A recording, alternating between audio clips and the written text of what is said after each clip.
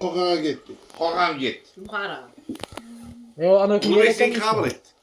Hazır. Dala bazar. Patsat. Germaniya kadıysanız. Patsat. Ben neyim deli Ay ben. artık dayı. Hasta. Ben kapama esnasında yıkıp koyup ki özüne gösterme. Arxivda diye bak. Algıpta tuttu. Doğru ettin mi? Ben kanca mada ağan olsam bari var. Eğer ben kümlü surat ağan olsam, kümlü surat ağan olsam, karıcı güzel ballar görebilir. Bunun gap yok. Ballar görebilir. Ana bize gelacak mesela. Koy. Yaşasak koy.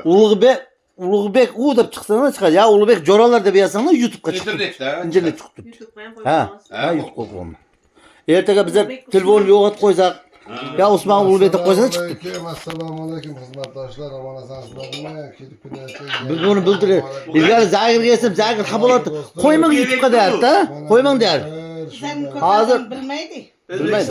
Yazsın sen çıkar. Koşak yok bana abi. Ağır koyarım. Korkalım. Bize öyle ana. Çekmek gittin. Ana. Çocuğa başka kirgeninin bir yeri, hoşlanmanın bir yeri çıkan resimler var mı elimde? Lekin hiç kimde çıkarmıyor. Sizlerge mi çıkarmıyor? Yorumda tuttular. Oğlum en güzel. Arxivda tutak.